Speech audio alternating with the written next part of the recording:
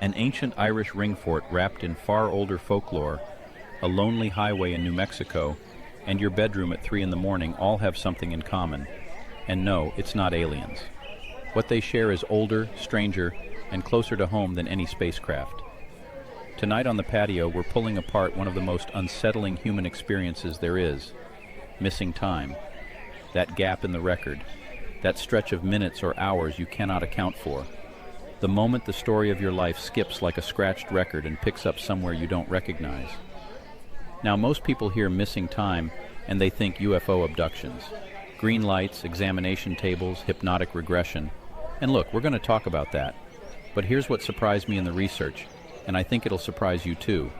The alien version of this story might be the newest mask on one of the oldest experiences in the human archive. Cultures on every inhabited continent have been telling versions of this story for thousands of years, and the structure, the bones of it, share strikingly similar patterns.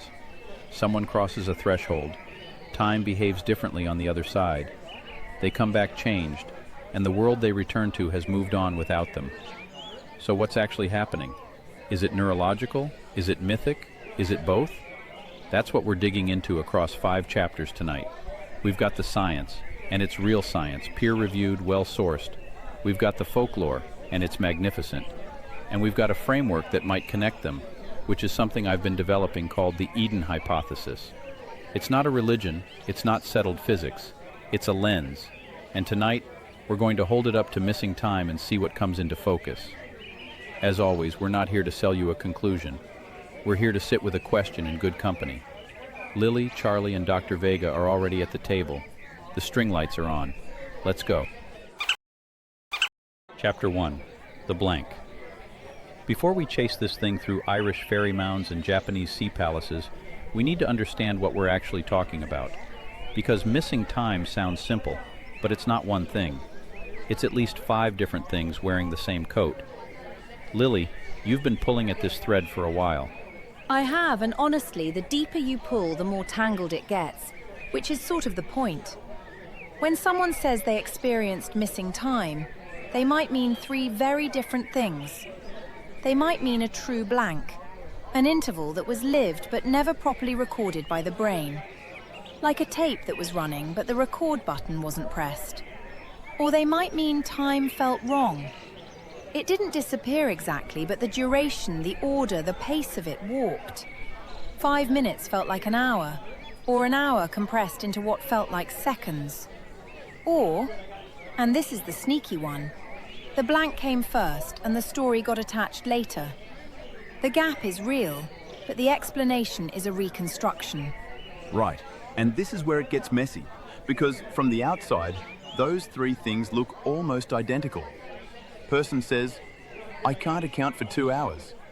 Could be genuine amnesia, could be time distortion, could be a patchy memory that later gets filled in with whatever framework is culturally available. Actually, that distinction is not just an academic nicety. It's the whole ballgame. If you collapse all 3 into one phenomenon, you end up with researchers comparing someone who had a neurological event to someone who had a vivid dream, to someone whose therapist helped them recover a memory years later. And then everybody argues about aliens, when they should be arguing about methodology. Which is exactly what's happened for 50 years, isn't it? All right, so if they're all different things, what are they actually? Because I've read the abduction literature and the clinical literature, and they barely seem to know they're talking about the same phenomenon. That's because they're not, usually. And that's the problem. Well, the research does sort them, actually. I was reading a systematic review last year that laid out at least 5 distinct mechanism families. Sleep paralysis was at the top, then dissociation, then proper neurological events, the medical ones. Right. Transient global amnesia, transient epileptic amnesia. Those are diagnosable, treatable conditions. And then below those, you've got road hypnosis, which is more common than people think, and general subjective time distortion, which is broad but well documented. Each of these is a real, researchable phenomenon. None of them require anything exotic to explain. So, where does the abduction narrative sit on that ladder? At the bottom, for evidence of external causation. Which doesn't mean the experiences aren't real. They're often terrifyingly real. but the blank is usually primary. The story wrapped around the blank, that's the hypothesis. And hypotheses need evidence. Yeah, I've covered enough conflict zones to know that when the brain can't make sense of an interval, it doesn't just leave a blank space, it furnishes the room. Sometimes with something comforting, sometimes with something terrifying. There's something beautiful and a bit heartbreaking about that, though. The blank is frightening. Of course you'd reach for an explanation. Of course you'd want a story to fill the hole. Charlie just said it. The brain furnishes the room. And the furniture it reaches for depends on what's culturally available. And this is where the Eden hypothesis enters the conversation, very gently. In the framework I've been developing, there's a concept called sequence rupture. It's the idea that our normal experience of time, this smooth feeling progression of before, now, after, isn't as solid as it seems. It's constructed, stitched together by the brain in real time. And when the stitching fails, when the internal clock and the external clock fall out of register, you get a gap. Not because something was taken from you, but because the assembly process broke down. And to be clear, that's a structural analogy, not a claim about physics. The Eden framework uses a mathematical collapse function, lambda of t, to model the progressive narrowing from open possibility into fixed experience. When that function hits a soft spot, sequence integrity drops. It's a useful model. Mainstream neuroscience doesn't use that specific language, but the underlying observation that temporal experience is constructed and can fail is well established. I love the phrase soft spot. It sounds like something a midwife would say about a newborn's skull. Bit morbid, Lil. It's tender, Charlie. It means there are places where we're not fully hardened, where the boundary between one kind of time and another gets thin. That's not morbid. That's rather lovely, actually. If you say so. I'm going to choose to believe she wasn't flirting with the concept of cranial vulnerability, and we're going to move on.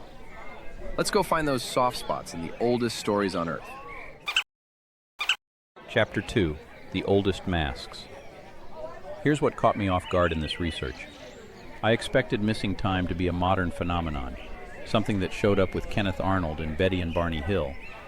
What I found instead was that cultures across the globe have been telling strikingly similar stories about temporal displacement for thousands of years. Now, I want to be upfront. These are comparative patterns, not proof of a single cause. Each tradition has its own context, its own cosmology, but the structural echoes are hard to ignore. Lily, this is your territory. It really is. And I've been waiting to talk about this. Let's start in Ireland, because the Celtic material is some of the clearest and most beautiful missing time folklore we have. In Irish tradition, there are places called fairy forts. They're actually ancient earthworks, mostly early medieval, though some sit on much older ground. And local custom holds that you don't plough them, you don't build on them, and in many communities, you walk around them rather than through them. Not because anyone thinks fairies are literally inside, but because these are recognized threshold places, soft spots in the landscape. And people still respect that? In 2026? RTE ran a piece just last year showing that, yes, many rural communities still treat ring forts with genuine caution. Farmers will leave them standing in the middle of a ploughed field. It's not superstition in the way we usually mean it. It's more like institutional memory. The community remembers that something happens at those places, even if they've forgotten exactly what. The Oisin and Tir na Nog story is the canonical example. Oisin visits the other world, thinks he's been there a short while, returns to find hundreds of years have passed. It's a time differential narrative, and structurally, it's identical to a modern missing time report, just wearing older clothes. What gets me is the grief in it. It's not an adventure story. It's a tragedy about a man who comes back and finds everyone he loved is dust. See, that's the part that hits different from the UFO version. The old stories are about loss, not spectacle. Now jump to Japan, and you'll see the same emotional weight. Kamikakushi, roughly translated as spirited away or hidden by the gods. It describes a sudden, mysterious disappearance understood as supernatural removal. The person is taken out of ordinary sequence by an unseen force. No spacecraft, no grey beings, just gone. And then there's Urashima Taro, which might be my favourite time differential story in all of folklore. A fisherman visits the sea palace, stays what feels like a few days, returns to discover hundreds of years have elapsed. His village is gone. Everyone he knew is dust. That's genuinely devastating. And it's the same bones as Oshin. Two completely unconnected cultures, same architecture. Which is either the biggest coincidence in the history of storytelling, or there's something structural underneath it. I lean toward the latter, but I want to be clear. Structural doesn't necessarily mean supernatural. It might mean something about how human cognition handles threshold states. That's fair, and I'll take it further. It's not played as adventure in any of these traditions. It's played as loss, which tells you something about how seriously these cultures took temporal displacement. Let's keep moving. Sweden? Sweden gives us bergtagning, literally taken into the mountain. Scholarly treatments describe a widespread folk belief that mountains could absorb people and either keep them forever or release them in a deeply altered state. The mountain isn't backdrop. It's a threshold container. You go in one thing and come out another. And what I find striking about the Swedish material is how clinical it sounds, even though it's medieval folklore. Released in a deeply altered state. That could be a line from a dissociation case report. The vocabulary changes, but the observation doesn't. So we've got Ireland, Japan, Sweden. Three cultures with no meaningful contact in the relevant periods, all describing the same experience at the same kinds of places. And in Maori tradition, you have the Patupaya Rehe, mist-dwelling, forest-linked beings associated with mountaintops, twilight, and flute music. They could lure people with hypnotic sound, take them away, and compel repeated returns. And here's what's gorgeous about the Maori material.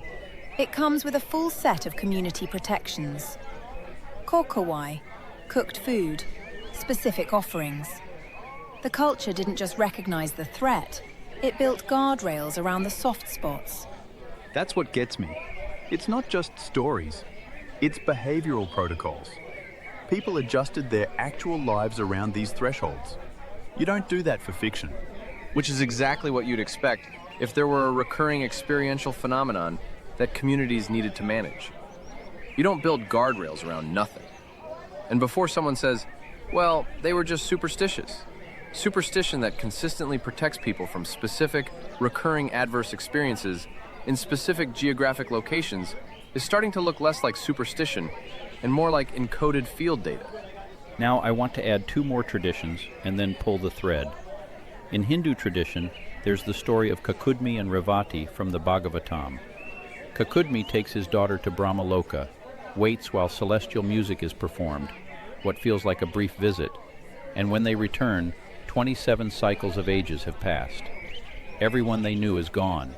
Even the descendants of their descendants have vanished. It's one of the most extreme time differential narratives in any tradition. And in Aboriginal Australian traditions, the dreaming, Jukurpa, doesn't map exactly to abduction, but it does something even more interesting. It provides a non-pathological model of adjacent time. The ancestral period isn't simply the past, it's coexistent with the present. Sacred sites remain charged because ancestral activity is ongoing. Time isn't a line, it's layered. Actually, that's conceptually the most sophisticated framework in this entire conversation. Western traditions tend to narrate temporal displacement as crisis. Something went wrong. Someone got lost. The Aboriginal model treats parallel temporal registers as normal, which raises a genuinely interesting question about whether our default assumption that time is a single, universal conveyor belt might be the weird position. So what's the pattern? Someone crosses a threshold, a mound, a mountain, a palace under the sea. Time behaves differently on the other side. They come back changed, and the world has moved on without them. And the thresholds cluster at the same kinds of places. Mounds, mountains, forests, caves, water, mist, twilight. In Eden language, these are places where the observer's internal sequence and the community's shared chronology stop matching. The serpent of time, and I mean that metaphorically, has simply coiled differently on the far side of a threshold. Every culture found different words for it, different characters, different settings, but the architecture is the same. One thing I want to flag for our more scientifically minded listeners: this cross-cultural pattern doesn't prove a shared external cause. It might reflect a shared internal architecture, something about how human consciousness constructs temporal experience that breaks in predictable ways under predictable conditions. Which is exactly what makes it interesting. Whether the cause is out there or in here, the pattern is real. Lily, you said that like it was aimed at me specifically.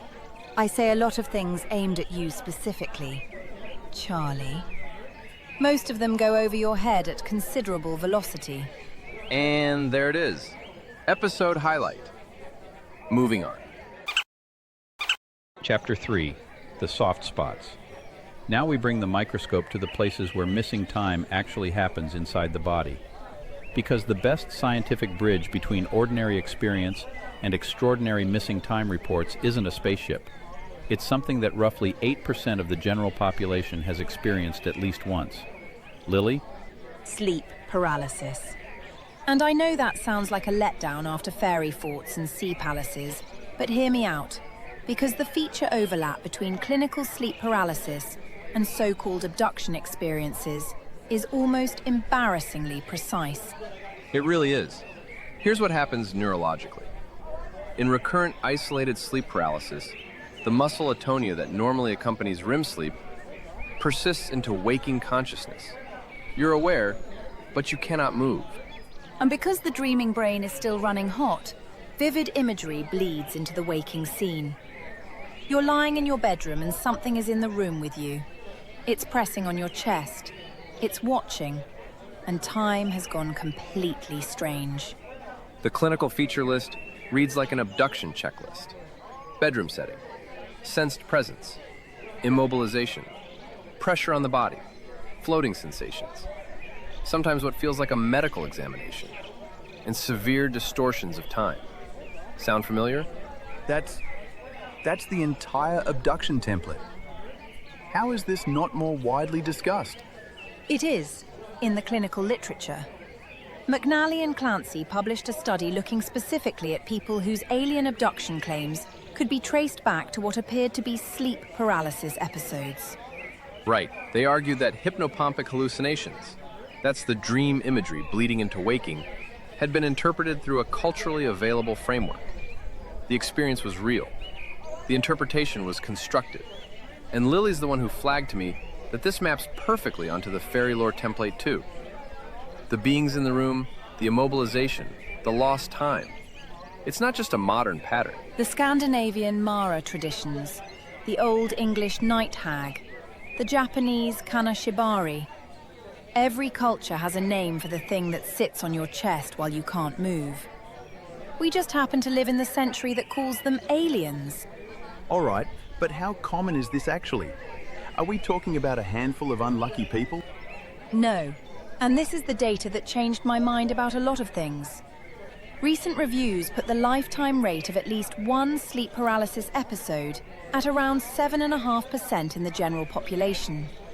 In student populations, it's closer to 28%. In psychiatric samples, over 30%. So this isn't rare.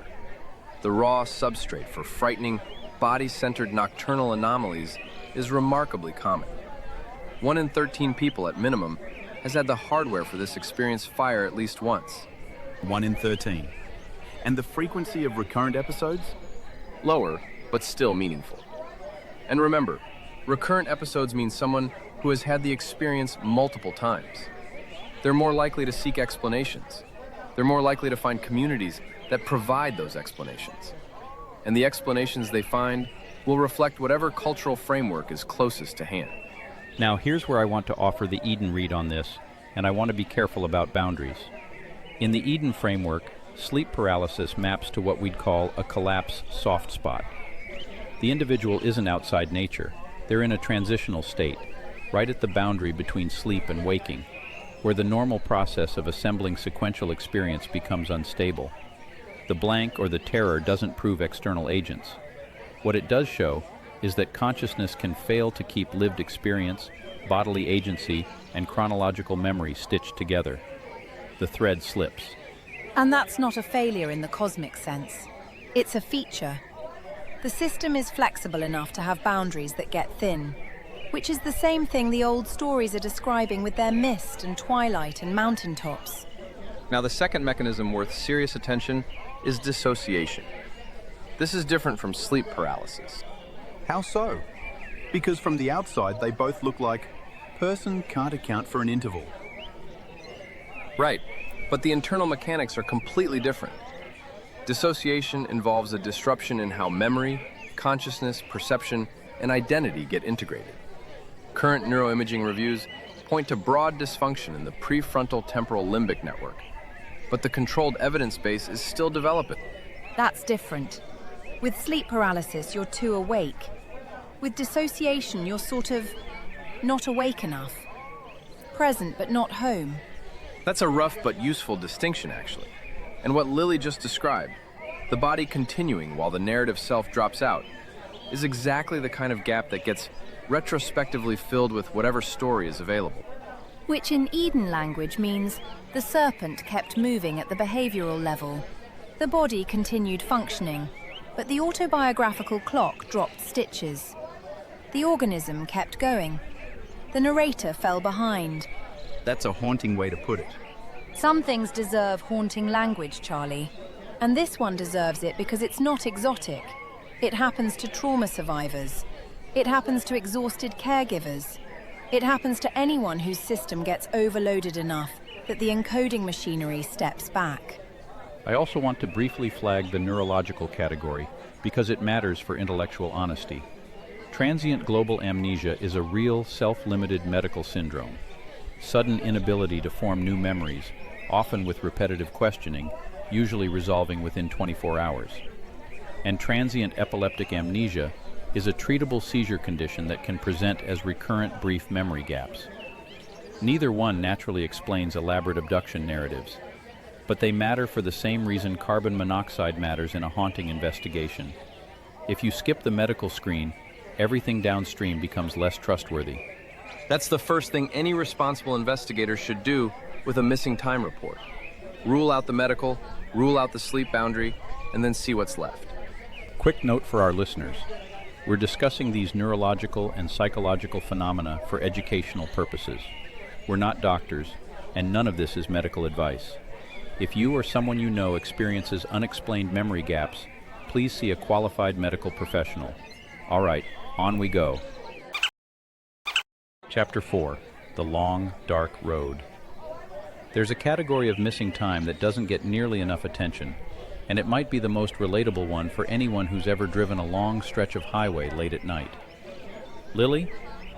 You know how sometimes you arrive somewhere and you can't quite account for the last 20 minutes of driving? You were operating the vehicle.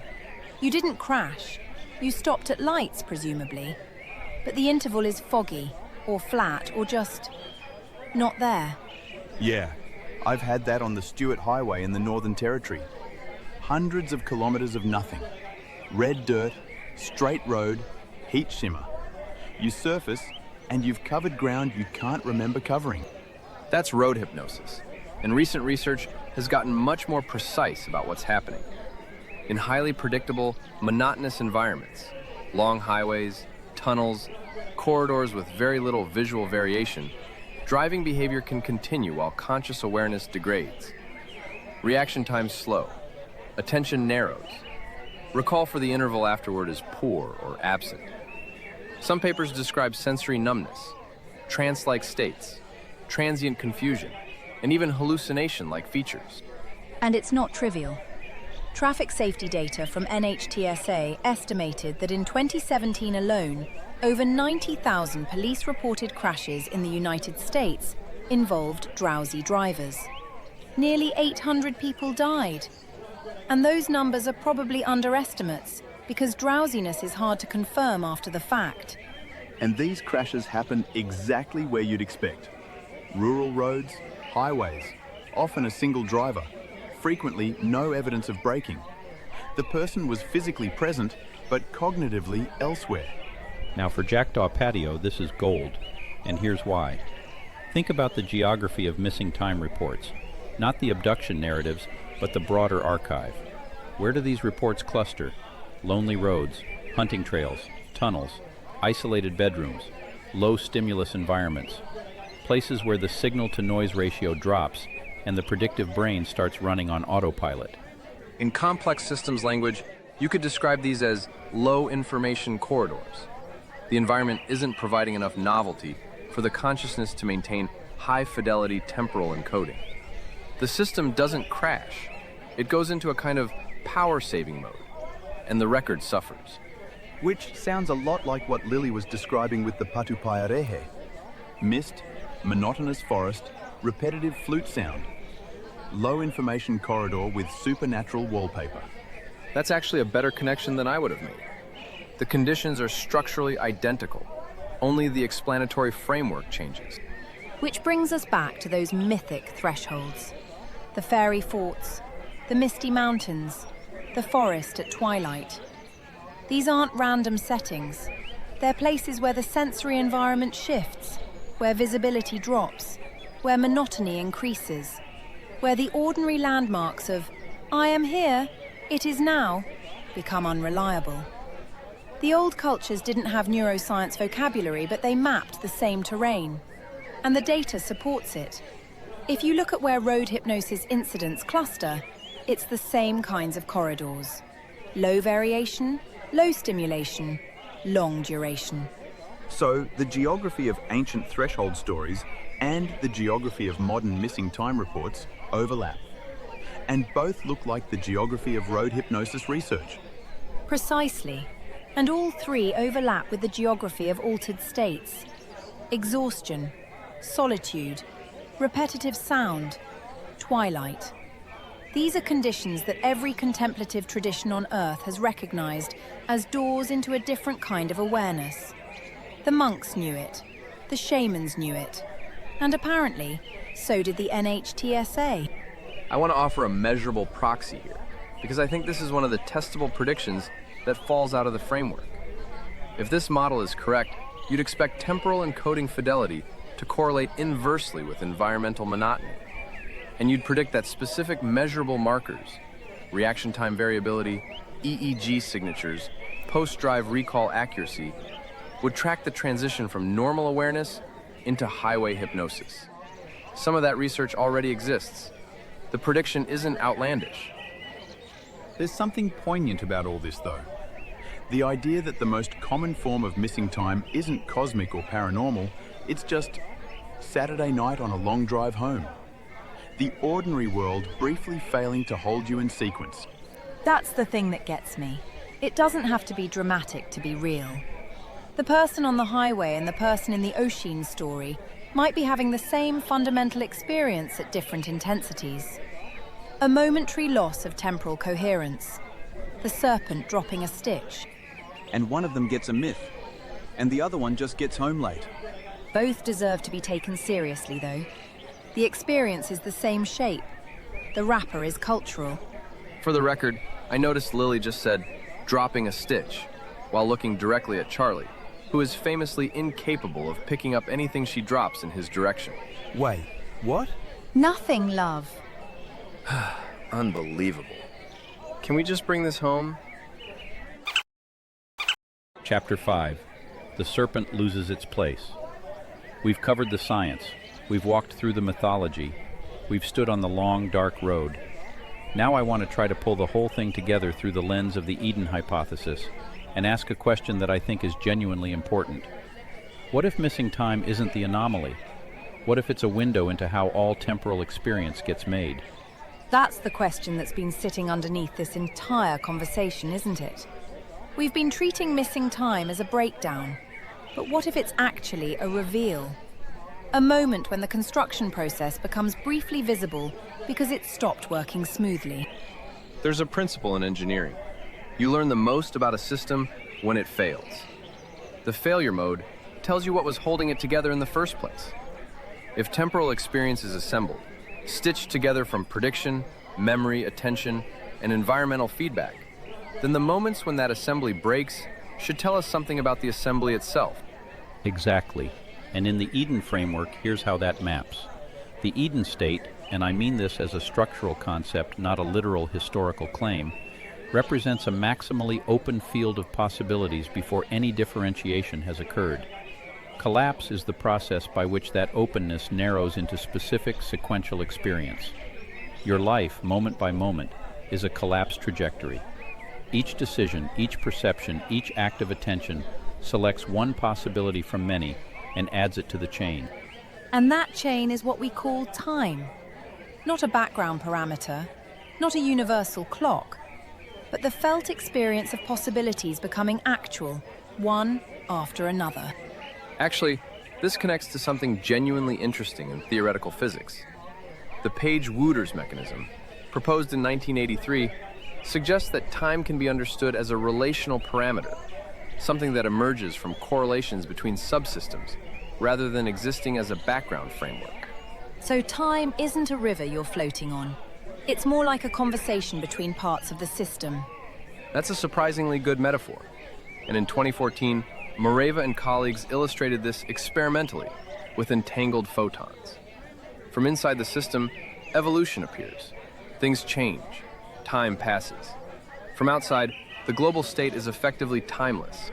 Wait, so the same system can look like it's evolving in time or sitting perfectly still, depending on where you're observing from? Depending on whether you're correlating with the internal clock or looking at the whole thing from outside, yes. Now, I want to be careful here. This is a compatibility concept, not a settled explanation. The problem of time in quantum gravity is still an open research area, but it legitimizes an idea that the Eden framework finds useful.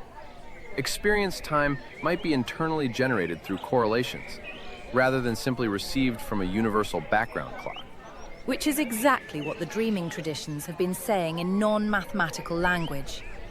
Time isn't a conveyor belt, it's a relationship, and relationships can falter. So missing time isn't time going missing, it's the generation process briefly failing. That's an elegant summary, actually. Don't sound so surprised. And the fairy forts know it, and the mountain stories know it, and the dreaming knows it. Every culture found its own language for the same observation, that the boundary between one kind of time and another gets thin in certain places, under certain conditions. And when it thins, something unusual can happen. Here's the thing I keep coming back to. The frightening element in missing time isn't the alien costume that sometimes gets placed over the event. It's the break itself. The moment when lived experience, memory, and timekeeping fall out of register. That's the real monster. Not what might be on the other side of the gap, but the fact that the gap is possible at all. Which is why people fill it with stories. Any story. Because a gap in the narrative of your own life is existentially intolerable. And that's deeply human. The same impulse that made a fisherman's story into the legend of Urashima Taro. The same impulse that turns a sleep paralysis episode into an abduction narrative. The blank is primary. The story is the healing response. And here's where I think the Eden framework earns its keep. Not as a theory of everything, not as a replacement for neuroscience or physics, but as a language that can hold all these layers: the mythic, the neurological, the experiential, the philosophical, in the same conversation without reducing any of them. The Berg-Tagning and the sleep paralysis study and the road hypnosis data and the Page-Wooters mechanism all belong in the same room. Physicists call the fundamental challenge the problem of time. Psychologists call it temporal integration. Mythographers call it the threshold crossing. Contemplatives call it the veil. They're all pointing at the same shape. The shape of a moment when unity and sequence briefly come unglued. Which is what Urashima found when he opened the box. What Oshin found when he touched the ground. What the driver finds when they surface on the highway. Same shape, different century. And the Eden hypothesis is an attempt to name that shape. to describe the process by which open possibility collapses into fixed experience, and to notice that sometimes the process hesitates, sometimes the needle skips, and what you're left with is a gap that every culture in every era has recognized and tried to explain. So, is missing time a bug or a feature? Oh, I think it's both. The vulnerability that allows the gap is the same flexibility that allows creativity, insight, dreams, and all the loose boundary experiences that make consciousness interesting. You can't have one without the other. Which means the real question isn't, how do we eliminate missing time? It's, what does its existence tell us about the nature of the system we're living inside? And that, I think, is a question worth sitting with, even if the answer takes a while to arrive. Especially if it takes a while. Some things really shouldn't be rushed. Was that aimed at me? Oh, Charlie, you could be standing in a field of hints and still ask for directions. I mean, he really could. It's honestly impressive at this point. It's like watching a man walk through rain and insist he's dry. I genuinely don't know what you're all talking about. We know, Charlie. We know. So let's bring it all together. Tonight we pulled apart missing time, that unsettling gap in the human record, and what we found was layered, nuanced, and far older than flying saucers. In Chapter 1 we laid out the mechanism ladder. Missing time isn't one thing. It breaks into at least 5 overlapping families: sleep paralysis, dissociation, neurological events, road hypnosis, and general time distortion. The blank is usually real. The explanation attached to the blank is usually constructed. In Chapter 2, we traveled across 6 continents of mythology and discovered that cultures from Ireland to Japan to New Zealand to India have been telling structurally identical stories about temporal displacement for millennia. Fairy forts, sea palaces, mountains that swallow people, the dreaming. Every tradition recognized threshold places where time behaves differently, and every tradition built guardrails around those places. In Chapter 3, we looked at the neuroscience, sleep paralysis, REM intrusion, dissociation, and the medical conditions that can mimic supernatural experience. Not to debunk, but to ground. The experiences are real, the mechanisms are identifiable, the interpretations are cultural. In Chapter 4, we stood on the long, dark road and explored how monotony, exhaustion, and low information environments create the conditions for temporal encoding to break down. The geography of missing time reports and the geography of ancient threshold stories overlap in ways that are hard to dismiss. And in Chapter 5, we brought the Eden hypothesis into the conversation, not as dogma, but as a lens, a way of seeing missing time not as something that happens to a few unlucky people, but as a window into how all of us construct temporal experience, moment by moment, and what happens when that construction briefly fails. The blank is the signal, the story is the hypothesis, and the willingness to sit with the question. That's the beginning of something. If this conversation resonated with you, if it made you think or wonder or want to lean in, hit that like button. Share this with someone who'd enjoy sitting at this table. And if you're not already subscribed, come join us. The patio is always open. I'm Chris. That was Lily, Charlie, and Dr. Vega. Thanks for pulling up a chair. We'll see you next time. Jackdaw Patio. The conversation is already happening.